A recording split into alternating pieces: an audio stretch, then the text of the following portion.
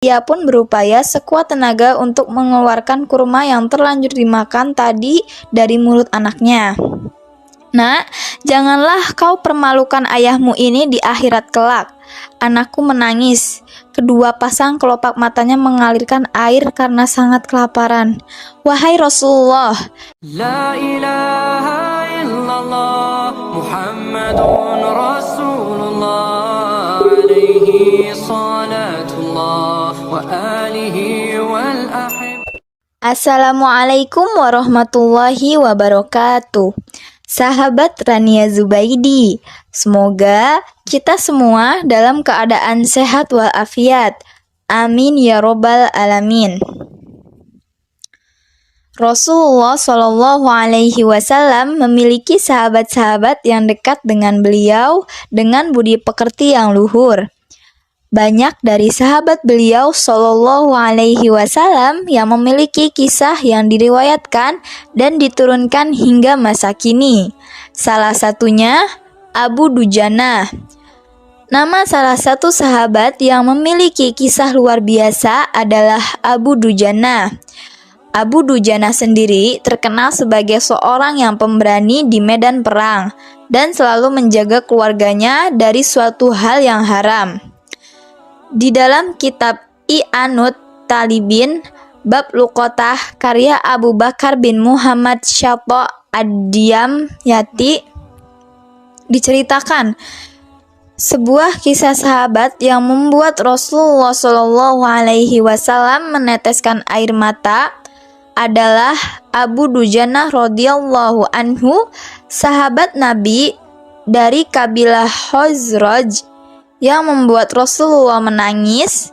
Selain dikenal pemberani di medan perang, Abu Dujanah juga seorang yang sangat menjaga diri dan keluarganya dari perkara haram. Suatu hari, usai sholat subuh berjamaah bersama Rasulullah, Abu Dujanah selalu terburu-buru pulang tanpa mengikuti doa ba'da sholat yang dipanjatkan Rasulullah. Rasulullah mencoba mencari tahu penyebab kebiasaan Abu Dujanah itu. "Wahai Abu Dujana, apakah engkau tidak memiliki permintaan yang perlu engkau panjatkan ke hadirat Allah sehingga engkau sering meninggalkan masjid sebelum aku selesai berdoa?" tanya beliau. Abu Dujanah menjawab, "Begini Rasulullah," kata Abu Dujanah memulai ceritanya. "Rumah kami berdampingan persis dengan rumah seorang laki-laki. Di atas perkarangan rumah milik tetangga kami ini terdapat satu pohon kurma menjulang, dahannya menjuntai ke rumah kami.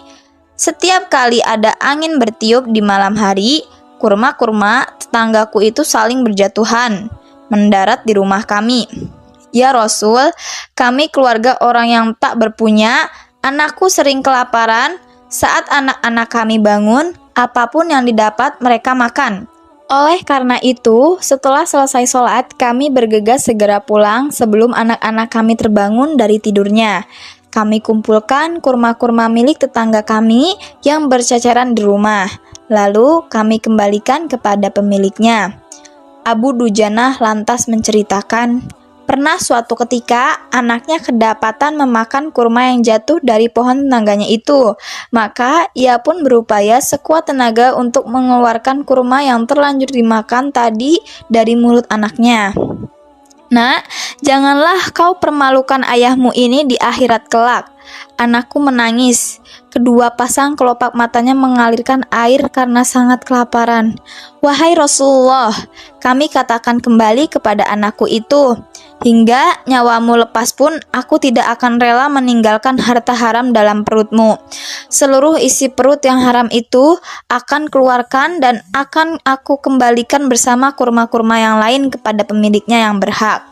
Mendengar cerita itu, mata Rasulullah Shallallahu Alaihi Wasallam berkaca-kaca. Butiran air mata mulianya berderai begitu deras. Baginda Rasulullah mencoba mencari tahu siapa sebenarnya pemilik pohon kurma yang dimaksud Abu Dujanah itu. Abu Dujanah pun mengatakan bahwa pohon kurma itu milik seorang laki-laki munafik. Rasulullah langsung mendatangi pemilik pohon kurma yang diceritakan oleh Abu Dujanah. Rasul lalu mengatakan, Apa bisa engkau menjual pohon kurma itu? Aku akan membelinya dengan pohon senilai 10 kali lipat. Pohon itu terbuat dari batu zamrud berwarna biru, disirami emas merah, tangkainya dari mutiara putih. Di situ tersedia bidadari cantik jelita sesuai dengan hitungan buah kurma yang ada, kata Rasulullah menawarkan. Laki-laki munafik ini lantas menjawab dengan tegas, "Saya tidak pernah berdagang dengan memakai sistem jatuh tempo. Saya tidak mau menjual apapun kecuali dengan uang kontan dan ingin dibayar saat ini juga." Tiba-tiba Abu Bakar As-Siddiq datang, lantas berkata, "Ya sudah, aku beli dengan 10 kali lipat dari tumbuhan kurma milikmu yang jenisnya tidak ada di kota ini. Lebih bagus jenisnya." Si munafik pun kegirangan sembari berujar, "Ya sudah, aku jual." Abu Bakar menyahut, "Bagus, aku beli." Setelah sepakat, Abu Bakar langsung menyerahkan pohon kurma itu kepada Abu Dujanah. Rasulullah kemudian bersabda, "Hai Abu Bakar, aku yang menanggung gantinya untukmu." Mendengar sabda Nabi itu, Abu Bakar bergembira bukan main, begitu pula Abu Dujanah.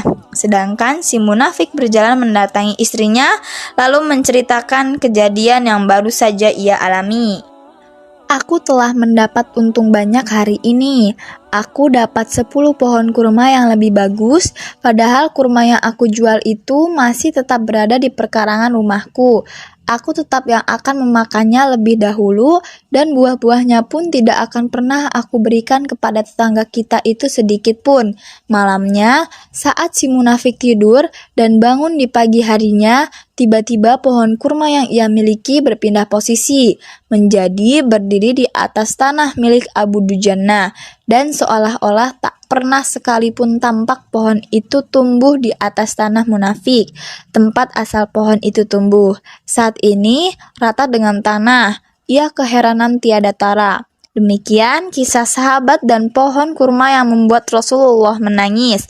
Hikmah yang kita bisa petik dari kisah ini adalah kehati-hatian para sahabat menjaga diri dan keluarganya dari makanan yang haram. Kemudian pohon kurma yang berpindah posisi itu adalah salah satu mukjizat Nabi Shallallahu Alaihi Wasallam yang langsung dirasakan oleh sahabat Abu Dujanah. Wallahu a'lam. Sesungguhnya kebenaran hanyalah milik Allah, dan kalau ada salah hilaf dari saya pribadi, jazakallah khair. Wassalamualaikum warahmatullahi wabarakatuh.